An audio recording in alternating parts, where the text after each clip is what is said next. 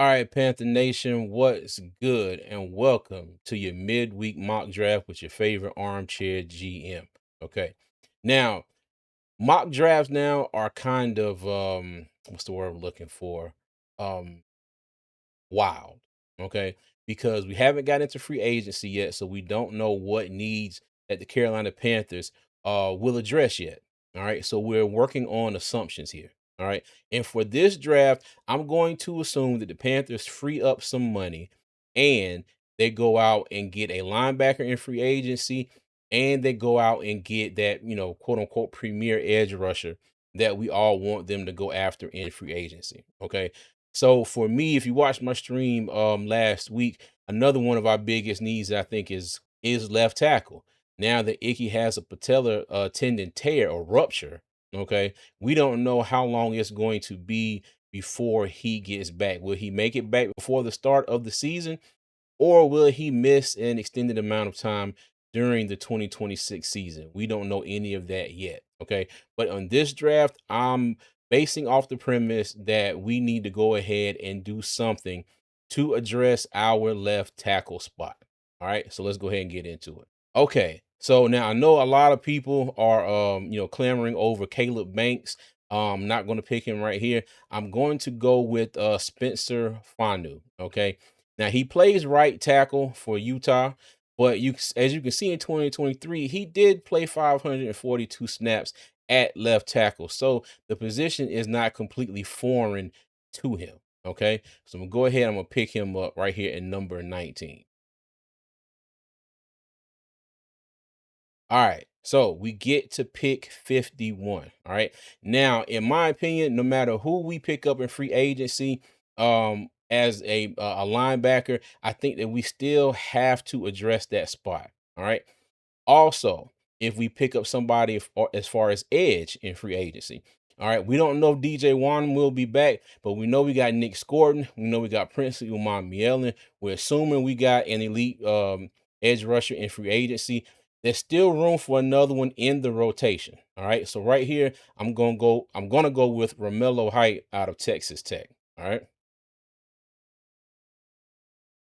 All right. I feel the same way with the linebacker spot. Okay. No matter who they go and get, it's still room to bring in somebody who can come in, maybe start or maybe sit back, get some time, get some experience. And if their number is called upon, just like Trevin Wallace in his rookie year, hopefully they'll be ready to go. Okay. And this person, I don't think will fall this far on draft day, but so far he's always here at number 83. So we're going to go down to the linebacker spot and we are going to get Mr. Jacob Rodriguez, a linebacker out of Texas Tech. The current Butkus Award winner. All right. Best linebacker in the nation. All right. So now we are at 119. And let me go ahead and look at the picks so far. So we got us a tackle out of Utah. We got an edge rusher out of Texas Tech. And we picked up his teammate, Jacob Rodriguez, as well out of Texas Tech. Okay. Now, what I want to do here also, I want to go and look at the safety spot. Okay. And I see that my guy Bud Clark was picked by the Cowboys 7 spots ago. All right. So, now mind you, whether Nick Scott returns or not is still going to be a big question. Me personally, I think that he did enough this past season to make Evero want to bring him back. Okay? I know a lot of Panther Nation, is are kind of out on Nick Scott. I'm not even going to lie. I spent the entire 24 season talking cash money, 99 2000 trash about Nick Scott. Okay. Got to give him his props. He did better this season, but if he doesn't come back, I'm not going to lose any sleep over it. Okay. So what I'm going to do here, I'm going to pick Michael Taft, the safety out of Texas. Okay. All right. Now we get to pick 156 and 157. We have back-to-back picks. Okay. Now, also on our offensive line, what if there's a situation where the Panthers do not signed Cade Mays back. Okay, so we're going to have to replace him. All right. So sitting right here, national champion center, Pat Coogan. Okay, he spent his first few years with Notre Dame. He transferred and led the Indiana Hoosiers, okay, on their offensive line to a national title. All right. Again, another player that I don't know will be this far in the draft come draft day, but right now it's where he is. So we're going to go ahead and take him. All right. Also, we're going to flip back on the defensive side of the ball, and we're going to look at the defensive interior. Okay. Now, here's a guy here, Caleb Proctor. All right. He's got an 88.5 grade, a 90.4 pass rush grade, and an 84.1 true pass rush grade, and a 74.2 run defense grade. All right. He is, I'm sorry, you see that right there, 6'3, 280-pound senior. Okay. Now, the knock on him is his size.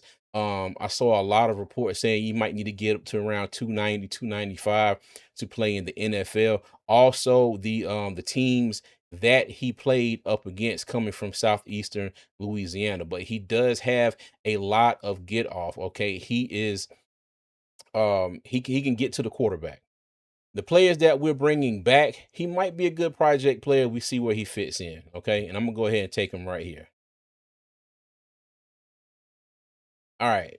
Now we get down to pick 199. Okay. What I'm going to do, I'm going to swing back a round to the linebacker spot. All right. And I'm going to get another linebacker, Bryce Bocher. I hope that's how I say I hope that's how you say his name. I know I'm probably butchering his name. I'm getting the linebacker Bryce Bocher from Oregon. Okay. And I'm picking him due to our linebacker play across the middle of the field. One thing about Mr. Bocher here, coverage grade, very decent. Okay. 78.3. Again, you draft him here at pick 199. Hopefully he can come in, sit back, learn, and when it's time is called to get on the field, he'll be ready to go. All right. So let's go ahead and pick him here. Now we get to our last pick in the draft. What is that? 235. Okay. And for this one right here, I know there's been a lot of hoopla about Taylor Green, the quarterback out of Arkansas.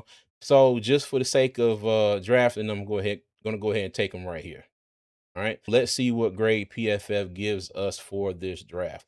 All right. So I got a B. Okay. Let me see, bottom 25% of Panthers draft. So, to recap, we took Spencer Fano, the tackle from Utah, with round one, pick 19. Round two, we took Romello Height, the edge from Texas Tech. Swung back in round three, picked up his teammate, Buckets Award winner linebacker Jacob Rodriguez. We got safety Michael Taft, round four, pick 119. All right, back-to-back picks in the fifth round. We took center Pat Coogan from Indiana. We also picked up defensive end Caleb Proctor from southeastern Louisiana. All right. Round six, pick 199. We got Bryce Bocher, linebacker from Oregon. And in round seven, pick 235, we got quarterback Talon Green from Arkansas. Okay.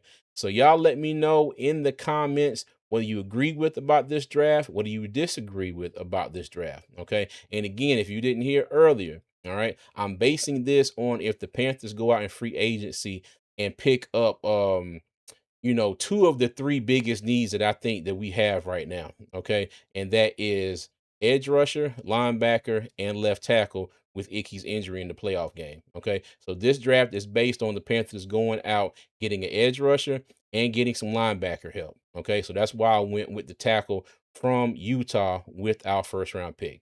All right. As always, I appreciate everybody joining me. Make sure before you get up out of here, hit that like and subscribe button. Still on my way to my goal of 2,000 subscribers, and I appreciate all the love and support. As always, Panther Nation, I'm going to leave y'all with three things. Number one, y'all be good. Number two, y'all be safe. And number three, as always, Panther Nation, keep pounding, man. I'll see you.